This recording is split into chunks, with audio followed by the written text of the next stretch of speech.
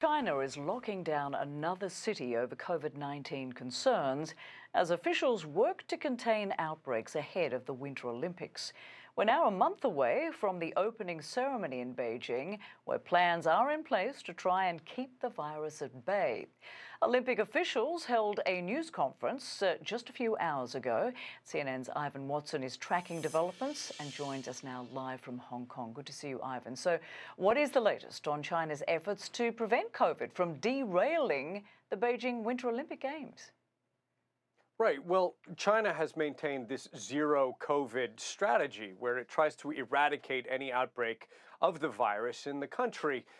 And it has succeeded to a large part in preventing the kind of spreads that we see in so many other countries around the world. But on the flip side, what you get is when there's a pocket of the virus, an outbreak, an entire city of some 13 million people can pay the price. And that's what we've seen in the city of Xi'an now since really December 23rd. It's been under a strict lockdown, 13 million residents in a city that since the beginning of December has had less than 2,000 COVID cases, no confirmed deaths due to COVID, but all of the residents are confined to their homes. They cannot even leave to get groceries, for example. It's only to get COVID tests. And while the number of cases has started to drop from the last couple of days down to just 35 new confirmed cases on Tuesday, we're also hearing anecdotally about kind of really disturbing impacts that is having on the community. One video coming out on very heavily censored Chinese social media showing a woman outside a hospital in Xi'an, who is visibly bleeding, and the post describes her as being 8 months pregnant and not being allowed into the hospital and subsequently miscarrying. We've tried to confirm this, reaching out to the hospital. They've told us the woman is in fact okay, but a provincial women's association says it is investigating that case, Rosemary. Another case showing a man apparently being forced to make a confession on camera by village officials, by neighborhood volunteers, that he had scaled the walls of his compound to try to buy groceries. And subsequently, those volunteers have had to apologize to that man. And even state media is conceding that this is really tough on the population, the hardest lockdown that anybody has seen since the virus was first detected in the city of Wuhan in December of 2019, believed to be the origin point of COVID that then subsequently spread around the world. And if you want another example, you look several hundred kilometers east to the city of Zhengzhou. There you only have 2 symptomatic cases and 9 asymptomatic cases, and already entire neighborhoods, potentially millions of people, also being put under a similar lockdown. This is the price that communities have to pay for the entire country to be spared right now the kind of COVID outbreaks that are raging across much of the rest of the world. Rosemary. Yeah. I mean, these are draconian measures, aren't they? And we're also hearing about new restrictions in Hong Kong. What more can you tell us about that? This has just been announced moments ago in a briefing that is still underway. The chief executive of Hong Kong saying that they are going to close restaurants after 6 p.m. starting on Friday, that they're going to shut down a number of other leisure activities as well. And this is because they've realized that there is Omicron spread happening within the community. After nearly 3 months without any local transmission, that enviable track record has been broken, and now the authorities are trying to lock down for the next 2 weeks, including banning all passenger flights from 8 countries, including Australia, the U.S., France, the U.K., the Philippines, India, Pakistan.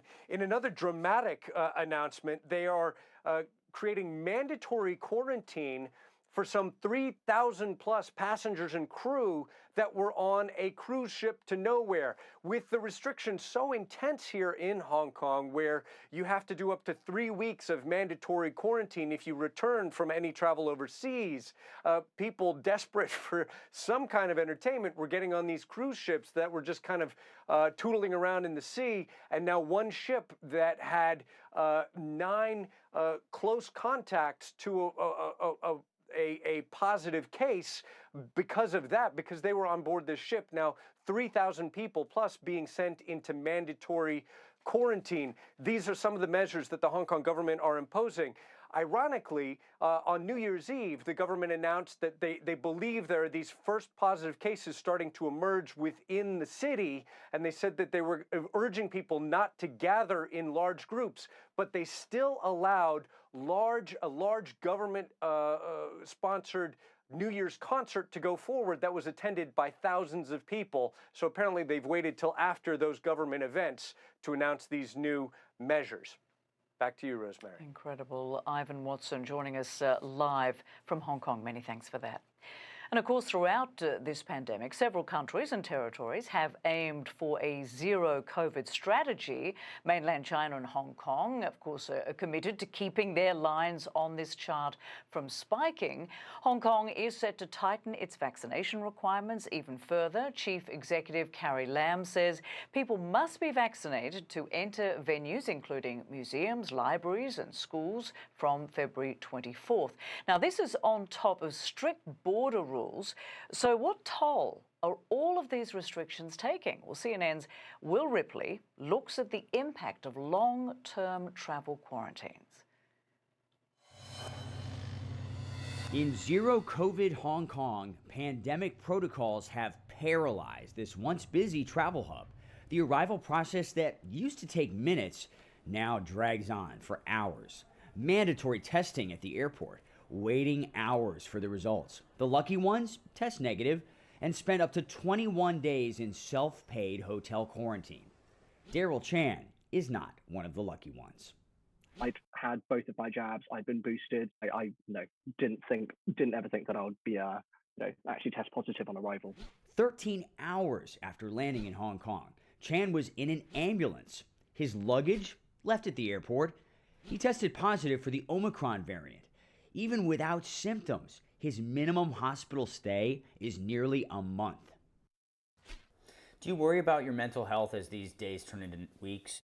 Yeah, absolutely, because I've never been in a situation like this before. In general, there is increased sense of isolation, anxiety, and in some severe cases, even post-traumatic stress. Hong Kong psychiatrist Dr. Elizabeth Wong says longer quarantines can be more traumatic.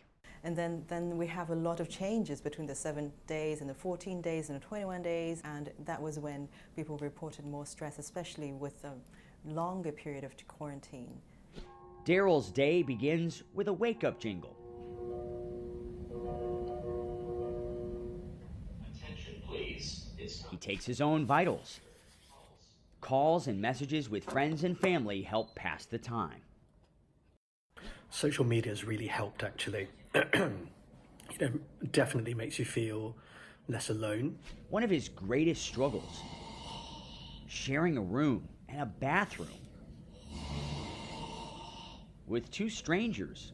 But I think what has definitely impacted me the most so far is the feeling of just, not having the freedom and regressing into almost feeling like you're back at school, with controlled wake up and bedtimes, not being able to control what you can eat. Hospital meals often consist of mystery meat. The bigger mystery, Chan's release date. He's supposed to start a new job, a new life in Hong Kong. What's the worst part of this?